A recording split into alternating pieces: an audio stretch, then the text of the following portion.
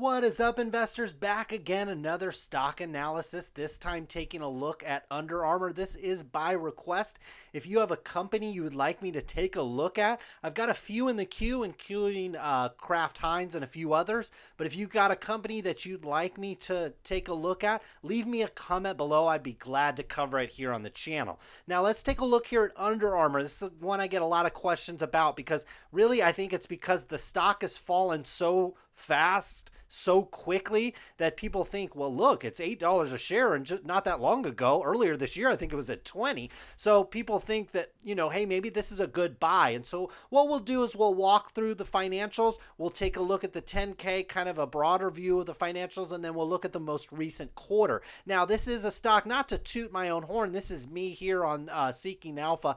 This is a stock I've been right on for a long time. I first published an article about them back in 2016 when the stock was trading in this $30 to $40 range. It was a scathing report on where I thought the brand was going to be headed, and obviously I was correct. As we go through these numbers, this brand is clearly disintegrated. Now, the other thing is I followed it up in 2016 with Under Armour's billion-dollar blunder. They spent $1 billion. I bet you probably don't even realize what they spent the billion on. It was some mobile apps. And we'll again look in the financials later and see that those mobile apps really contribute almost nothing to the company. So that was a huge blunder that the company could have spent that money on a lot of different things. Mobile apps was one of the worst decisions that it ever made. Now, earlier this year, I said that they won't stage a comeback, but I don't want you to think that that's the conclusion will come today. We're going to figure out if we're going to buy, sell, or hold this stock.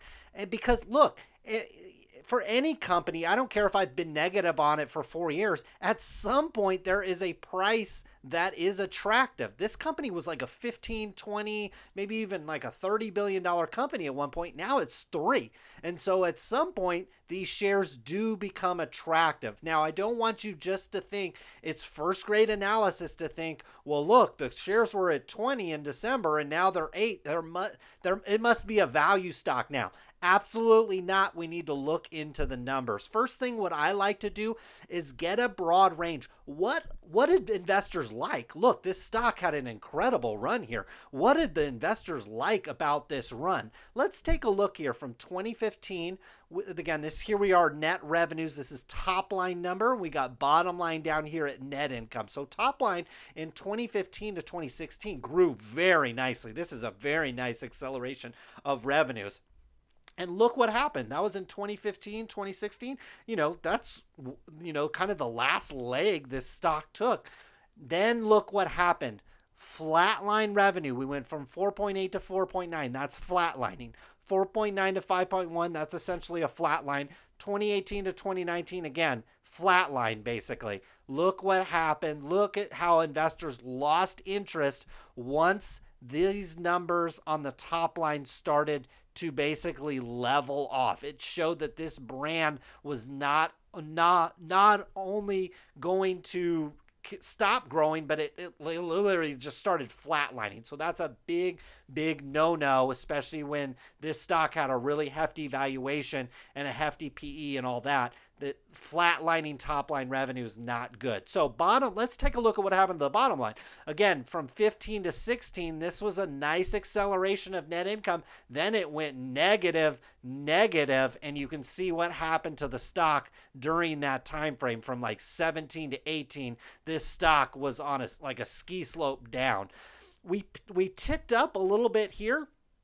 This is a positive, and you'd like to see if this can repeat. So this is why you jump into the most latest quarter. And so this is a press release. This is essentially what you'd see in a 10Q. I pulled this off of a press release. So we've got a statement of operations here. These figures are in thousands, so you need to add 3 zeros here. And this is the previous period in 2019, 3 months ended, and this is 2020, 3 months ended. Now, keep in mind, we did have a COVID-19 impact in this quarter. Under Armour shut down a lot of their almost all, I think all of their North American stores, like right in the middle of the month, 15th, 16th of the month. So there's about a 2-week period here where the company had their store shut down. But Still, we're seeing a pretty massive decline in revenues that I don't think you can fully blame on the virus. Notice we went from 1.2 billion down to 930 million. That is not good. Gross profit obviously trended down as well since they didn't squeeze anything out of the cost of goods, and it's kind of tough in the apparel business to do that, quite frankly. Now, a negative here is look what happened to selling and G&A. It actually ticked up. So revenues went down and actually expenses for the corporate headquarters actually went up. So that's not good. We have this big restructuring and impairment charge. We didn't have this in this last quarter here, but we have it here this year, and it's a huge number. So this is probably like layoffs and canceling leases maybe and all kinds of stuff, maybe writing down businesses and things like that. This is not good when you see this kind of thing. It usually, for me, it doesn't normally signal a turnaround. It signals, maybe a bottom is coming in, but it's not good. Now, obviously, that contributed to a huge loss from operations. Notice in the prior period, we had a $35 million win and a profit, and here we're at 558 loss. That's a huge loss. Now, some of you guys might be saying, well, they had this impairment charge, and it probably won't reoccur.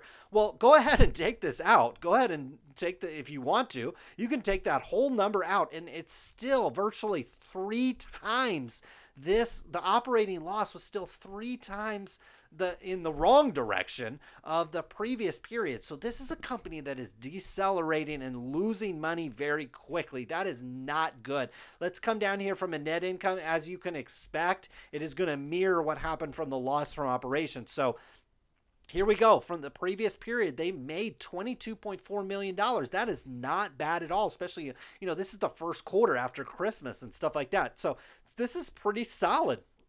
And I can see why the stock kind of, started to rebound a little bit here and got back into the 20s. But then the brand deteriorated quickly. And we have this huge, again, you can go, if you want to, I wouldn't do it, but if you want to, you can minus this whole restructuring cost out of here. And you're still at a massive, over $100 million loss for the quarter, when the previous period they made $22 million.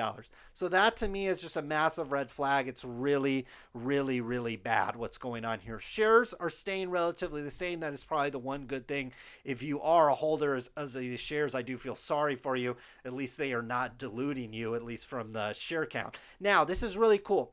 Net revenues by product category. So they break it out: apparel, footwear, and accessories. And notice we had massive declines in all of these. So again, I don't think you can blame this all on the virus when your stores were only closed for about 2 weeks during the quarter. You have 22% decline in apparel. Footwear is even worse, 28%. Again, I know that they have Steph Curry as their primary athlete, and he is the primary driver of this footwear. He's been hurt. He hasn't been playing as well. The NBA, in fact, is not even playing like most sports. And so we have a massive decline there. But even accessories is declining. That just shows me that people don't want this brand. This brand is deteriorating. Now, remember I brought up this connected fitness. They spent $1 billion on that business a few years ago. Notice how little money. Now, yes, it is positive. Silver lining. It did generate a little bit more money, about $2 million. But again, this is like a rounding error when you get down here to total revenues. To spend $1 billion on something that is virtually a rounding error, that is not good. And again, think about this. This is a company that in a good quarter generates $22 million in profit. Okay, so for a whole year, if you want to annualize this for a whole year, we call this $100 million. They spent 10 years of net income on some mobile apps that barely generate $30 million in a quarter. That is absolutely not good. Now we come down here to revenues by segment. This is breaking it out by geography. And I think this is important as you analyze the COVID-19 impact and things like that. Obviously, different parts of the world got hit at different time. Asia Pacific You can almost, I don't think you could 100% blame this decline on that, but a large part of it you probably can, because Asia Pacific obviously was affected in January, February, and March before North America was, and even parts of Europe and other parts of the world. So this is really not good, but I think you can kind of excuse this away a little bit. Again, the North America stores for Under Armour were only closed for about 2 weeks period of time, and obviously they sell online and there's other ways to get Under Armour apparel without having to walk into a store. We saw a massive 27% decline in the North America business. That is not good. And again, I don't think you can blame that all on the virus. Same with Asia Pacific. I think you can blame some of it, but it also had a rapid decline.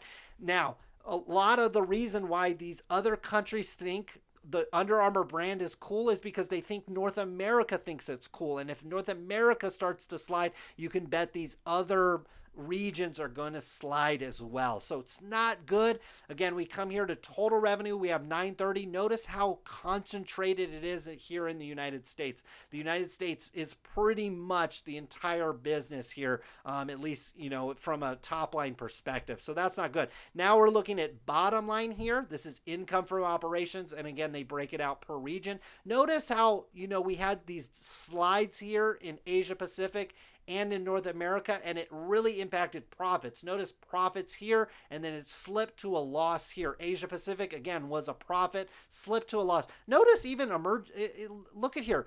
We've got, I think this is Europe here, was 134. This actually ticked up, but notice that net income slid down. So that is not good, okay? So sales actually went up, but net income went down. It shows me that they're not getting full price for the stuff. They're not making as much money on the things. And again, here's that Connected Fitness. They made $3 million on something they spent $1 billion on. That means this is going to take like 30 years to pay off for them. That is absolute terrible investment and a return on equity. So again, another reason why the shares have slid tremendously. We've had, again, I think this is restructuring here, this corporate other. Notice it was here as well in the 3 months ended here. Interesting, it wasn't up at the top. This may be restructuring, it may not be, but again, you might say this is not recurring. Well, it might, and it might accelerate. But again, you can subtract this number from here if you want to, and it's still a big loss compared to the prior period. Finally, we'll end our analysis here on the balance sheet. What we've got here is a year over a year view here, and then kind of a quarter over quarter view here. What should really bring some, not alarm bells, but what should really raise some questions is take a look at Under Armour's cash balance here back last year at this time. It was at $288 million, and now it's all the way up to $960. We saw that this company lost $558 million in the quarter. How in the heck did they grow this top line cash number to 960? So you should really think about, okay, what happened there? Let's go down the liability side and see if we can't figure it out. What sticks off right off the bat here is this revolving credit facility was not drawn on here, and now it is. Think about this as like a home equity line of credit that you aren't using, or maybe you have a credit card with like a $30,000 balance and you haven't spent any money. Well, all of a sudden you basically tapped it out all in 1 month or all in 1 quarter. That's basically what Under Armour did. And so you can kind of take this $600 million and kind of paste it here, and it kind of gets you to this number here. Now, that's not the only debt on the balance sheet. That's kind of short-term debt, probably. They have this long-term debt as well, and so that's kind of troubling as well, and it doesn't look like they're even paying it off. It was not $590 a year ago, and now it's at $593. So they're struggling to pay off their debt.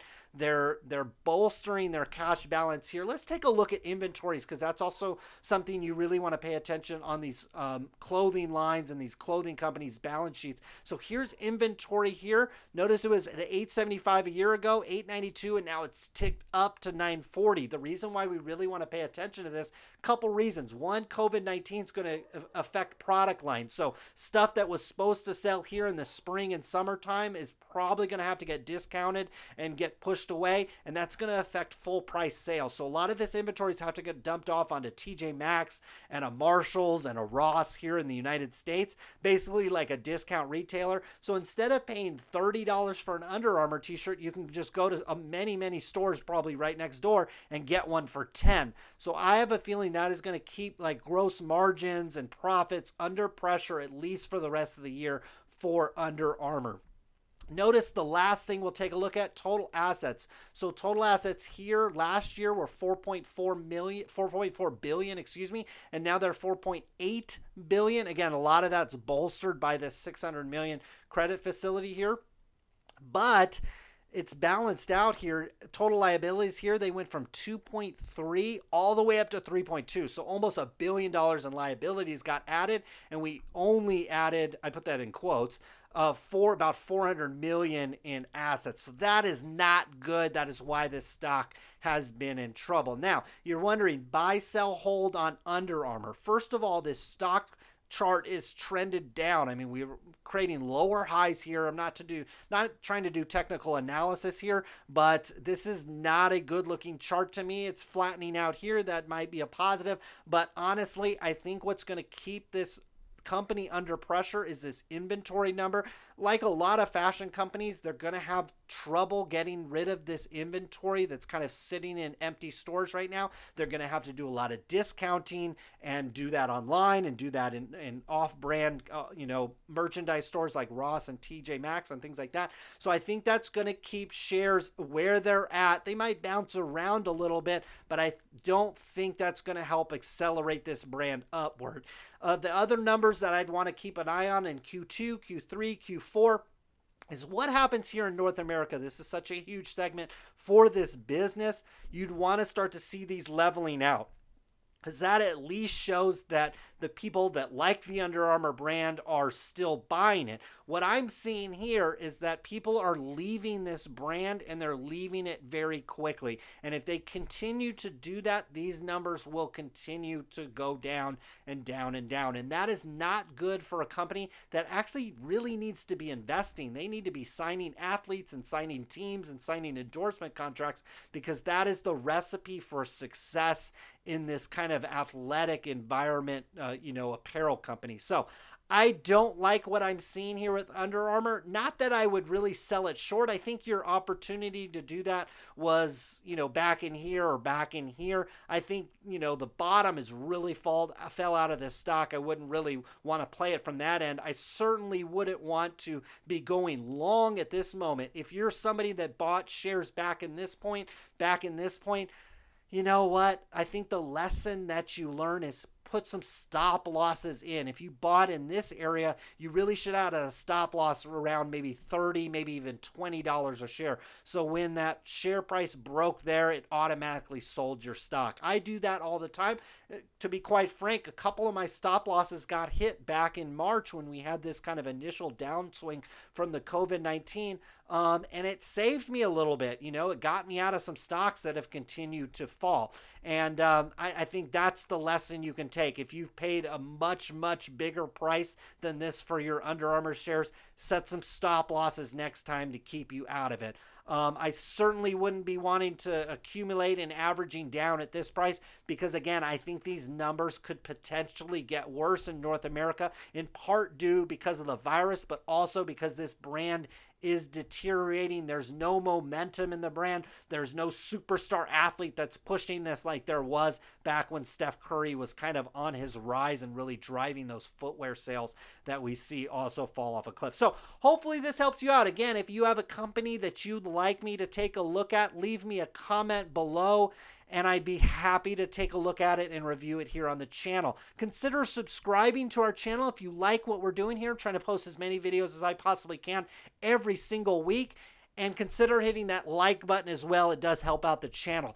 Thanks so much for watching. We'll see you guys again. Good luck with your investments.